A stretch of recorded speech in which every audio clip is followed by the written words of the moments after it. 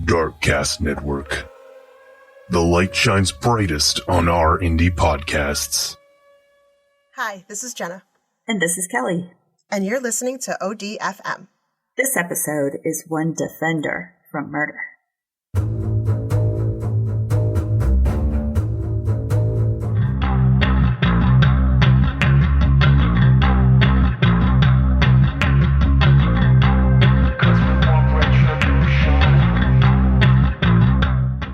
Okay, I gotta warn everyone because we have real sound bites on this one, so it makes it a lot more real when you hear things than just. We're getting fancy. We're getting fancy. Makes it a lot more real though to hear things versus just talk about things, so it can be. It might get a little hairy up in here. Warning. You have been warned. You have been warned. All right, so we're heading up to Little Falls, Minnesota. Yeah. In north. It's a small town with little to offer in the way of entertainment for teens. Oh, okay. I was like... yeah, like, wow, rude. Wow. She's going the full mayor's rude. going to be calling us. Yeah, I think it's a cute little town that people enjoy it, except for teens. Except like for when teens, I grew right. up, yeah. Mm-hmm. So it's like a lot of small towns. Bored teens sometimes get into trouble to ease their boredom and to get some laughs. Yeah. Mm-hmm. Per usual. All right, so these bored teens. So this is the story about Nick Brady and Haley Kiefer. Okay. So Nick and Haley are their best friends and their first cousins. Okay. So that's kind of handy. Nick is 17 and Haley's 18 when this story takes place in 2012. Oh, not that long ago. Long ago to my kids, but yeah. Right. Mm-hmm. Ancient, practically, depending on who's listening. Gosh. What was I watching? I think it was Big Brother in this. No, it was Survivor, and this guy was like, yeah, I was born in 2001, I think. And, What? Yeah. And I was like, how are you already on Survivor? That's not possible. My son asked me the other day if pictures were in color when I was little. We didn't even have devices like that, no. Right. We had to draw portraits. Right, exactly. No, all of our family pictures were hand-drawn. Snot. Oh, that's hilarious. Okay, so back to Nick and Haley. Okay, so Nick is a great athlete. He's happy-go-lucky, up for anything, especially anything to do with being active. Sounds a lot like our Gavins. Mm-hmm, mm-hmm. Yeah. So Haley, she's also athletic, and she had been on the school swim team in high school, and she worked various jobs to keep herself busy outside of school. So they're good kids, Yeah. Typical teens. So they're good kids with bright futures and goals. And Nick's mom and her husband, who I don't think was his birth father, they had some issues. So I have a feeling it had to do with drugs or something. So Nick moved in with his grandparents, the Schaeffels. And they also lived in the same town. So it's a close-knit family. Nick and Haley would do stupid stuff once in a while, like most teens, but nothing too major. Yeah, right. We all did some those ones where you're just like, really? What were you thinking? Yes, exactly. You little snot. Right. Knock it off. I know you're bored. Go watch a movie. Right. Yeah. But authorities in the area were aware of a group of teens involved in some tomfoolery. Yes. Is that the official police name for it? Oh, there's some tomfoolery in the area. Yes. They're not major crimes, but they're more like suspicious activity, like thefts of small items. Right. Okay. Like money and prescription pills, things like that. Okay. And though neither Nick or Haley were known to be amongst the group of little thieves, they did have some friends in this little crime ring of tomfoolery. Well, yeah, if it was a small town, there's a small Of course you're going to know friends. him. Yeah. Right. So they probably knew him or maybe participated in a few of them. Okay. Or were there when they happened. So meanwhile, there's a man living in the same town. His name is Byron Smith. He's a retired 64-year-old, and he's dealing with some frustrating circumstances. Okay. So on October 27th of 2012, Byron had gone to his neighbor's house saying, man, someone's broken into my home. They've taken some belongings. And this is super huge for Byron because he lives on his own. He'd never gotten married, and he kept his home immaculate. Like, he's those types. Yeah. Yeah. This is his space. This is his private castle. Space. This is his, yeah. Okay. Yeah. And it's funny. I was talking to a friend the other day, and she was talking about her neighbor that's probably around the same age and how every day brings out his leaf blower every day. Doesn't Every matter what's out there. He's got to blow something. And then, Okay. yeah. And he even washes his rocks every day that are out front. His rocks. What? Okay. So, I imagine Someone needs this a guy. hobby. Yes. I imagine this is much like Byron. This what we're also talking says a lot about a town where there's not a lot to do. Exactly. I'm going to go wash the rocks again. Right. They're looking dry. Right. Looking dry. Okay. So, yes, his home is castle, and in his mind, he maintained it with a passion, and he loved it. Nobody ruins his castle. Yeah, this is his private. Yeah. So when the neighbor heard about the break-in, he's like, okay, Byron's going to freak. Yeah. So he goes with him to go look at it, and it is pretty ransacked inside. So, yeah. Not like a tiny little, like someone came in here, like they went to town. They, overturned everything. It was a mess. So Byron's missing cash, collectible coins, his late mother's jewelry. Oh! And many guns were also stolen. And he's boy. Understandably upset about this one. I was like, that would suck. His dad's vintage shotgun that he always kept above the fireplace was also taken. Like something that, I know. Sentimental family value. Yeah, family heirlooms. Of course he's super upset. Of course, yeah. And Byron told his neighbor that this wasn't the first time. It had happened to him before. But probably pretty minor because this stuff was still there. Yeah, so I think this time was a big one. So when a deputy came out to take a report on it, they couldn't really do anything. They didn't find any usable fingerprints. I mean, the place was just ransacked. So there were no leads. And to add to that, Byron's mother, so this is the one that they stole the jewelry from, who had lived with him, had died just a few months before. So it's still very fresh. Yeah, very fresh. And he'd suddenly been left by himself, losing his mother, who he was so close to. You know, he wasn't married, didn't have anyone else. Yeah. So he was pretty taxed mentally at this time. So having his home robbed and ransacked multiple times added a heavy toll to the devastation he'd already experienced. So this guy's... He's having a rough go of it, for sure. Yeah. Mm-hmm. Wow. So Byron's enraged, and he's determined that whoever was breaking in wasn't going to get away with it again. Well, they took everything. What are they coming back for? What else do you want? My slippers? So, I shouldn't have said that, right? He took a drink. Right? Thank you. Hey, you're welcome. He was determined no one else was going to... Yes. So he was so determined that he didn't want to leave his property ever. He was so afraid that someone would come back, basically. Oh, shit. Yeah, but this is before they had, like, shipped and stuff. So, like, how is he getting...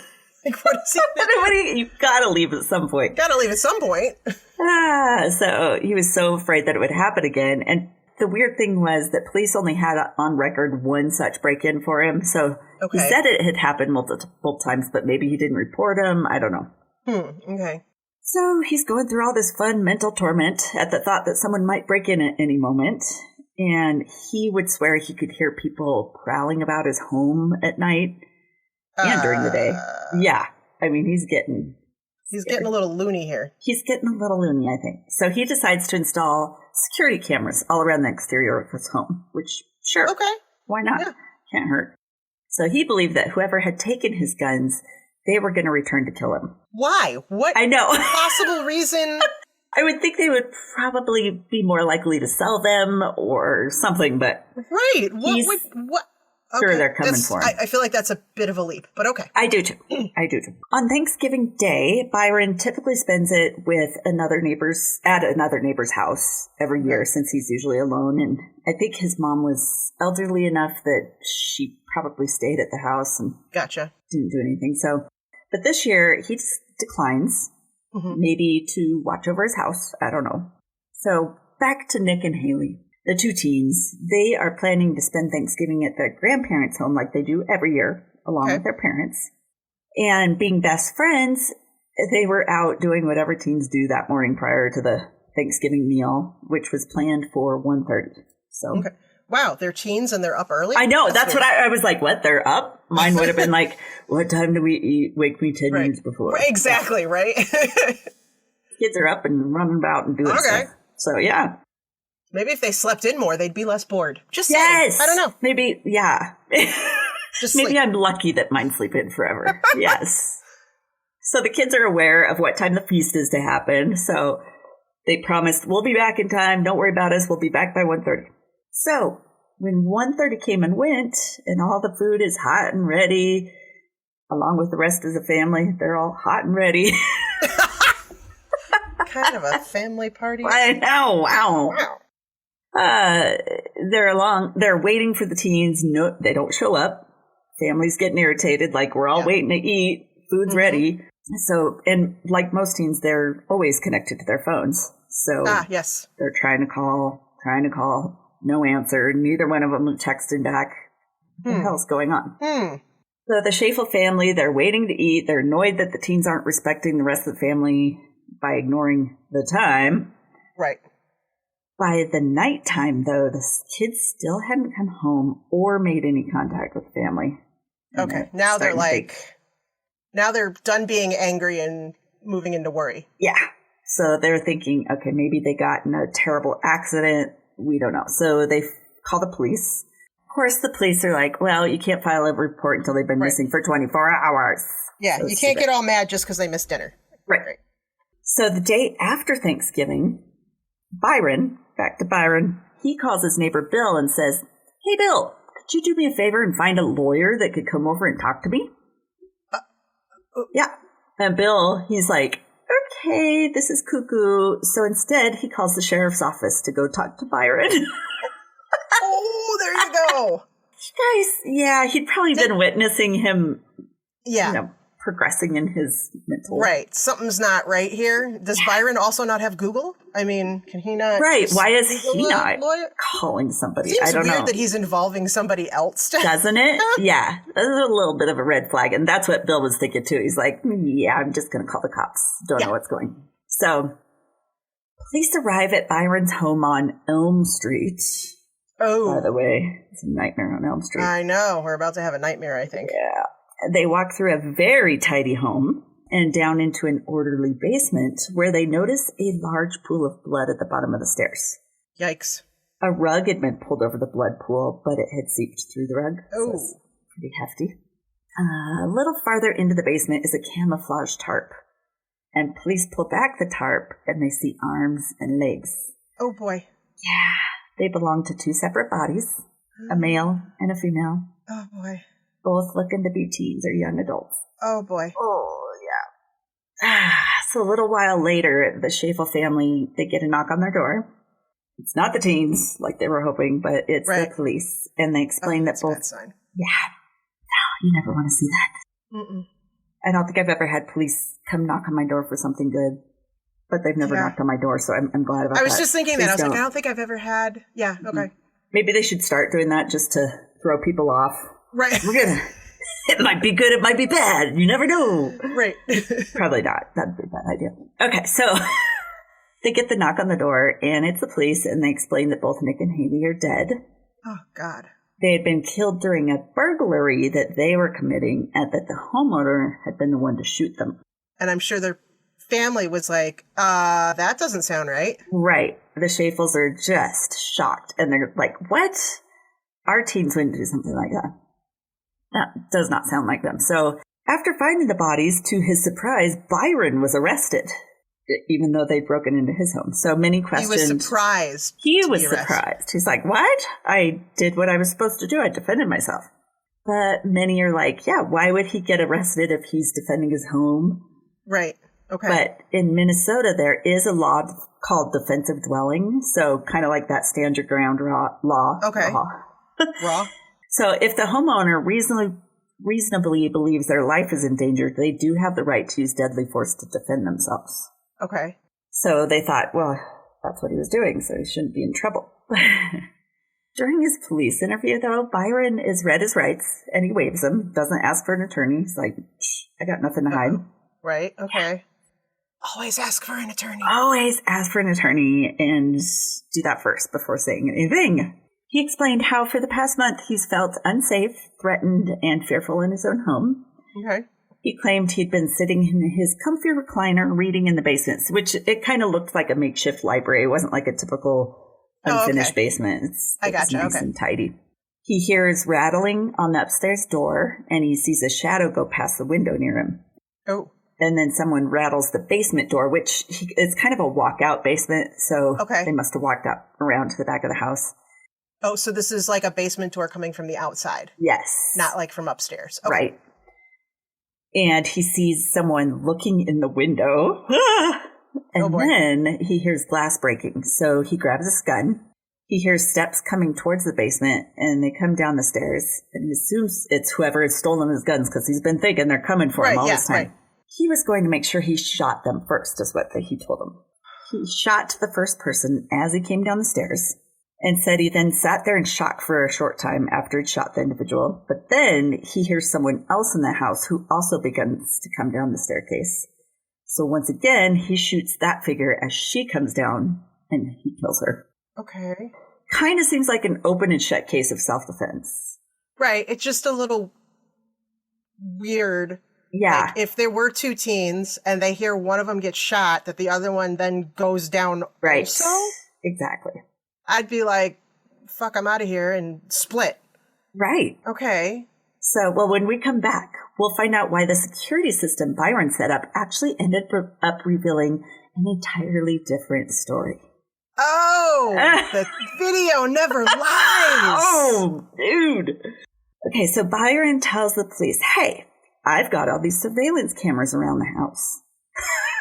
Okay, so he offers up. He offered it up. Mm-hmm. Okay. So that he's like, this is going to back up my story. So the police take those tapes, and they also take all his electronics, and they even find an audio recorder that they recover. Oh. Like, okay. He didn't tell them about those things.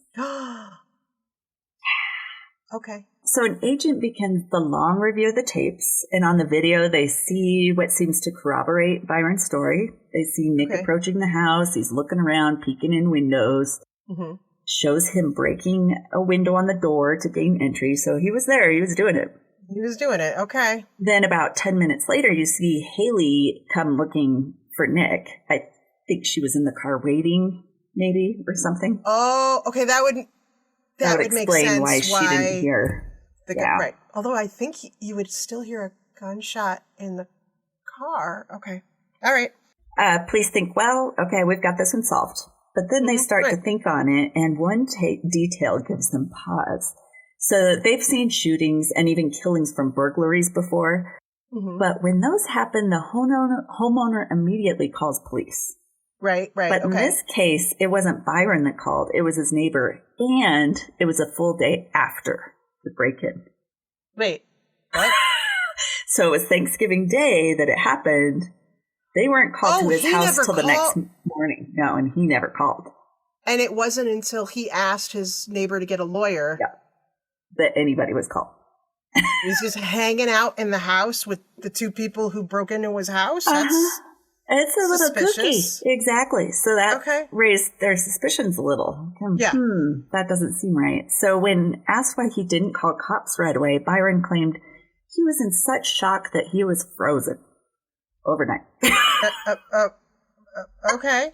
Plus, he's like, there were two perpetrators. Couldn't more be coming? Like, they're sending a whole gang. Right. One at a time. Yeah. Okay.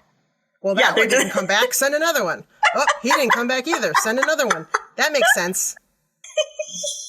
What? I know. I mean, teens make dumb decisions, but that's beyond. Little, So he said the thought crossed his mind also that his Thanksgiving was totally screwed up, but he didn't want to screw up the cops' Thanksgivings too. What? By calling it. So now he's considerate. He's so kind. I mean, how kind of it. I don't want to mess mine sucks. But I didn't want to mess your guys up. Never mind the Thanksgivings of the families of the kids that you killed. But cool. Well, yeah, what a guy. So that statement was definitely alarming to police. So it's totally inconsistent with how any homeowners typically react after they've shot and killed people. Right. So investigators review the autopsy reports, and they're drawn to the fact that both teens died from multiple gunshot wounds. Oh. Yeah, so Nick had 3 gunshot wounds, 2 to the body and 1 to his temple. Whoa. Yeah. He also had a wound on the palm of his hand that showed he had his hand up to his face, covering because it went through the back of his hand. When he was shot through the temple, which seems defensive. No? Yeah. Oh my God. Yeah, defensive. Like he was covering his head. Yeah. Oh my God. Haley had 6 gunshot wounds. Whoa. Yeah. 2 to her body, 1 shot through her left thumb. So I don't know what that's with. 1 through her left eye, 1 under her chin, and 1 behind her left ear. Oh my God. I mean, overkill. Wow. Yeah. You do not need to do that. Because those 18-year-old girls, they're pretty vicious. What the frick? I know. That's, Yeah, it's a lot for this old dude to be doing. So when they asked him, why did you shoot her so many times? Byron said he assumed she had a gun. But nobody brought out a gun, so... But even if she did, any one of those should have been plenty. Yeah, to at least stop them. Totally. So he said he had shot her once, and then the rifle jammed, and she laughed at him. So, of course, you're going to get more angry. So he pulled out his .22, which he used as a sidearm, and he just kept shooting her. Oh, my God. And he did admit, yeah, I fired a lot more shots than I needed to. Ugh. Damn. Yeah. So police go back to his house to see if they can find any evidence of weapons the teens may have brought with them. Anything. Yeah. So they found all the firearms used to kill the kids, and they found more that Byron himself owned, but no weapons were brought in by Nick or Haley, not even pocket knives. Yeah, nothing. Wow. Meanwhile, the analyst who had reviewed the surveillance tapes decided to watch it from the beginning for any new clues. And she noticed that on the day of the shootings, Byron had left the house in a pickup truck, or his pickup truck. Not weird, but about 20 minutes later, Byron is seen walking back on foot, and there's no sign of the truck. So why did he leave his truck somewhere else? They're all like, oh, that's so weird. Like he tried to make it look like he wasn't home? Yep. So he's setting a trap. Yeah. Setting a trap. So that was all on the video, nothing too telling. But then the analyst decides to move on to the audio recordings that are found there. There's 7 recordings. Most were short, but one was 6 hours and 20 minutes long. Whoa. Yeah, so when you upload a sound file to a computer, silence is a long line, and then sounds show as waveforms. Most of the file was quiet with little sounds, but the sounds that were there were very telling. Oh, God. So I was going to play this first one for you. Oh, my God. You're dead. Wow. Yeah. Oh, my God. Doesn't sound like a guy afraid for his life. No, it does not at all. Oh, those almost make me want to cry. And it didn't sound like he was being attacked or anything. It was just somebody. I mean, I understand it's somebody in your house, but... Right. Oh, my God. What if it was a relative doing a welfare check or something? My God. Right. It could have been anything. I mean, it makes it so much more real hearing it, doesn't it? Holy shit. Okay. Yeah. So hearing that, the analyst is horrified, and it's like late at night at this point. She was about to go home until she heard that, and she's like, okay, she calls all the investigators, get your asses back here. You've got to hear this. Byron's lawyer had claimed that, he did get a lawyer eventually. Oh, good. So he claimed that he purposely recorded it all because if he was murdered in his own home, the police could use it to catch the killers. And the killer, yes, who is him. Backfire. Huge backfire. Okay. Almost 20 minutes before the first shooting, there's this audio that is a little weird. So I'll play that for you because it made no sense at first until they started getting more information. Bruce, stop by tomorrow morning. No rush, but as soon as convenient. Can you do that? Yeah.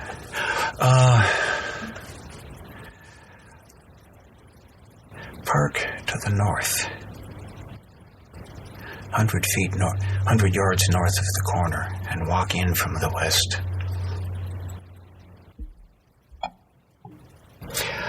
I realize I don't have an appointment, but I would like to see one of the lawyers here. Okay, so... Weird. Yeah. So they hear all that, and they're like, well, that's odd. It's like he's on the phone. This is long before, yeah. Okay.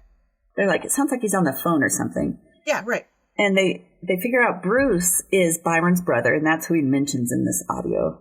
Okay. So police are like, okay, let's look for call records, see if he actually called someone. Right. Byron hadn't called anyone. He was practicing or faking a phone call for the recording. So they think he's rehearsing what he's going to say after reporting the shootings. Oh. Yes, I'd like to talk to a lawyer. Oh, boy. Then they hear something else on another part of the recording, and I'll play that one.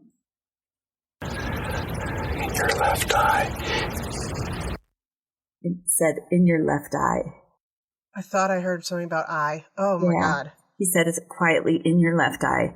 It doesn't make sense to anyone until they remember that Haley had been shot through the left eye. Oh, my God. And he said that long before the kids had come into his home. So he knew something was going to happen. That was before, too? Yep. So that kind of sounds like premeditation to me, a little bit. Wow. What?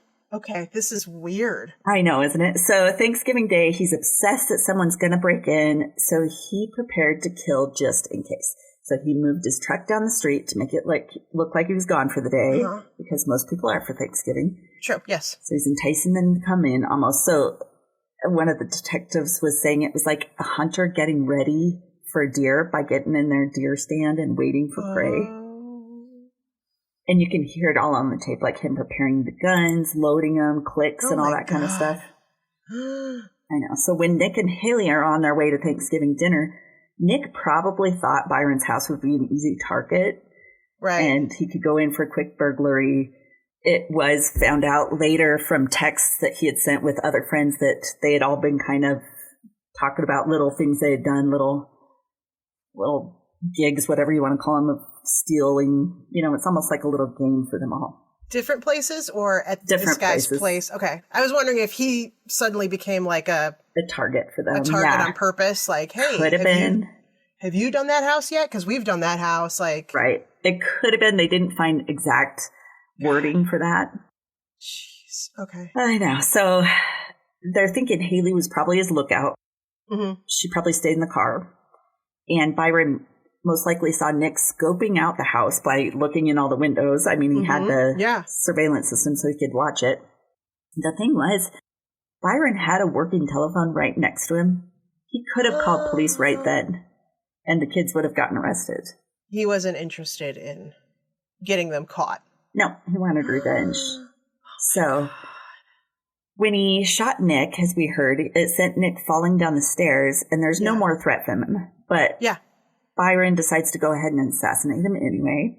And another time he would have had the chance to call the cops, but he didn't. Right. And after the killing, you can hear on the tape a tarp being laid down where Byron rolls Nick up in it, and he's moving him. Oh, my God. Covers up the pool of blood at the bottom of the stairs with a rug so that anyone else coming in doesn't see it and realize there's danger. There was this much time between Nick and Haley? There was about 11 minutes. Oh, my. And it wasn't like he was like, what do I do? What do I do? He had a plan. No. He was ready with the tarps and the rug and the... Yep. And it's all silent. During that, you just hear a bunch of movement. And you can also hear running water, which is probably Byron cleaning himself up. Oh, my God. So then Haley's probably still waiting in the car for Nick, didn't hear anything, but after 10 minutes had passed and he hadn't come back, she decides to go in to look for him. So police surmise that Byron saw Haley approaching the house while he's washing his hands. So he runs back down to the basement to wait for her. And she wasn't there to steal from him. She was just looking for her cousin. Right. In the audio right before she comes in, he's loading the gun and getting ready for her. God. This is what happens when Haley comes. This one is really rough to me because you can hear right away. It's very quiet, but she does call for Nick. Right there. Did you hear that? I heard that, yeah.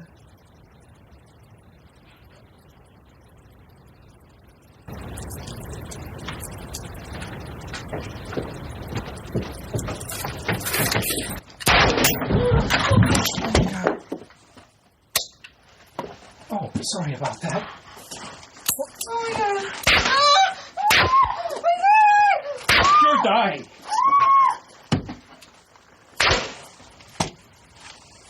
Bitch. Oh my God. Vicious. Holy shit. Vicious. Okay, that is not someone protecting their house. No. Oh my God. And she didn't say it. Like he had said, she laughed at him when the gun jammed. That didn't happen. Absolutely did not. She said she was sorry. Yeah. Sorry. And then he's like, "Oh, sorry about that." When the gun jams, Yeah. she says, "Oh my God," says, "I'm sorry." And he replies, "You're dying." Mm-hmm. So that's when he picked her up by the hair and shoots her in the back of the neck and calls her a bitch. Oh my God. Oh my God. Oh my God. For the shot under the chin, he explains that she wasn't dead and he didn't want to leave her laying there suffering in pain. I highly doubt that. Yeah.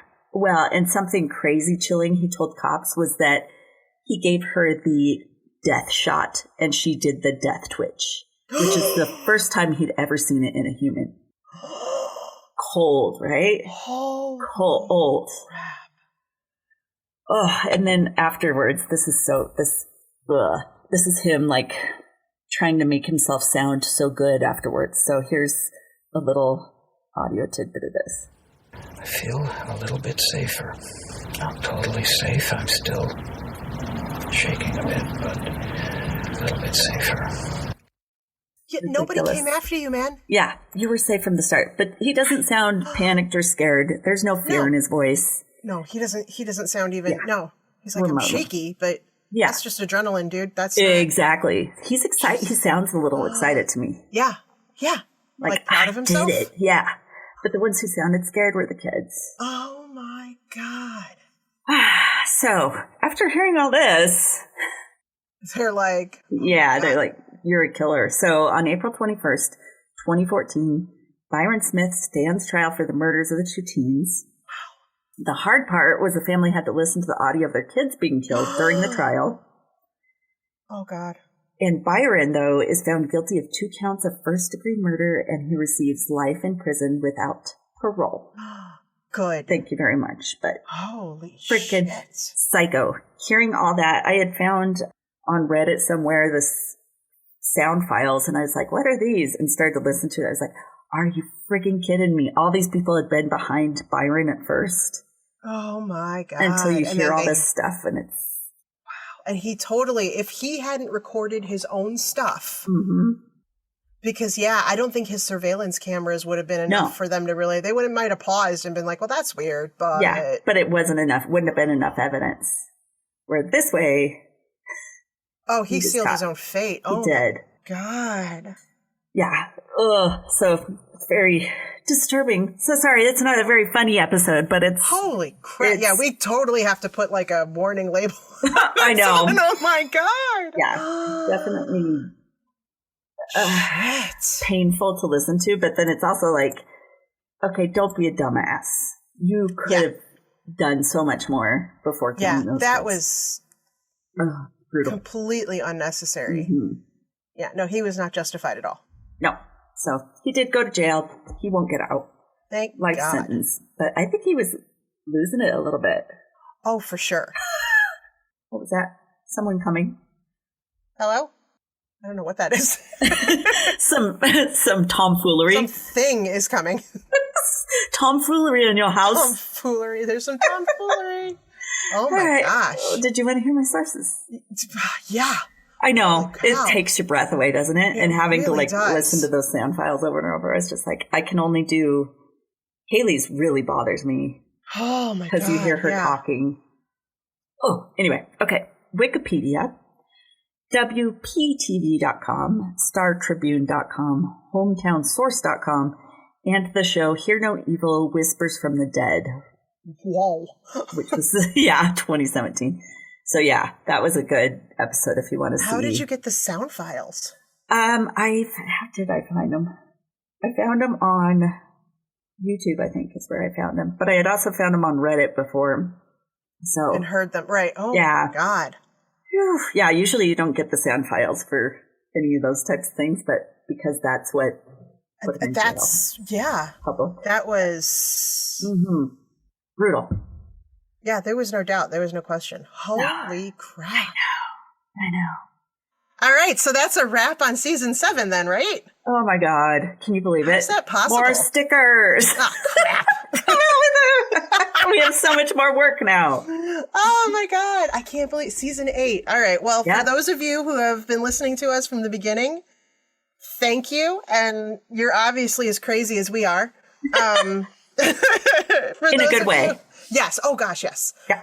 For those of you who discovered us later, but actually went back to listen to the, believe it or not, far less professional first season, if that's possible. And it doesn't get any better. Well, it gets a little better, but yeah. It's just an improvement in the sound quality. It's really all that's changed. Very true. So we'll probably be taking a week off, right? For this. Yeah. So I can find something to come back with season 8 that's a little less of a downer, Kelly. A little less heavy. I know. Thanks, man. But you're bringing me down, man. Yeah, but I gotta let people know you can't just shoot people that come into your home. No. For no reason. Well, exactly. You can't lay a trap for them. Damn. And then don't go and tell police that you recorded all the shit. Come on, man. Another dumbass on the books. Exactly. Yeah. Exactly. Another. You caught yourself. You caught yourself. You caught yourself. Thanks for being such a dummy. So come back after a week. We will take a week off to get our shit straight and come up with something funny. Come up with some good stuff. I'll just start researching Florida. I'll just the old reliable. Right. I'll just start. I'll put a filter in Google and is like, give me some Florida stories. Come on. Come on, baby. I know you got some. Bring on the good stuff. Oh, they do. All right. Well, thanks, we will everybody. See you soon, and be on the lookout for your stickers if you're a Patreon member. Yes. Lots of fun stickers are coming to your mailbox soon. Yay. That's exciting. All right. Bye. Thanks again. I'm waving. Why am I waving? Bye. Because you're a queen. Queens wave at the air. Queens randomly wave. All right. Goodbye, everyone. Goodbye, everyone. Hey, Oddies. Thanks for listening to another episode of ODFM. If you're a longtime listener, hey, we cannot thank you enough for your continued support. And if you're a new listener, thanks for giving us a try. If you like us, please drop us a like, subscribe, or rate us so we can share our stories with more people around the world. And if you'd like more information, like links to our podcast and socials, along with our Patreon fan page, those links are all on Linktree under ODFM Podcast. That's linktr.ee/ODFM Podcast. Side note, you guys, we're obsessed with fan art, and we love making things with it, like stickers for our fans. So if you'd like us to use your designs, send it to us at odfmpodcast@gmail.com, and if we use your design, we'll be sure to send you a sticker. Thanks for listening to another episode of ODFM, hosted by Kelly DeVries and Jenna Swanson. Production and editing by Kelly DeVries. Theme music by Eric Swanson. ODFM is a satirical true crime podcast for entertainment purposes only. The stories you hear are serious and true.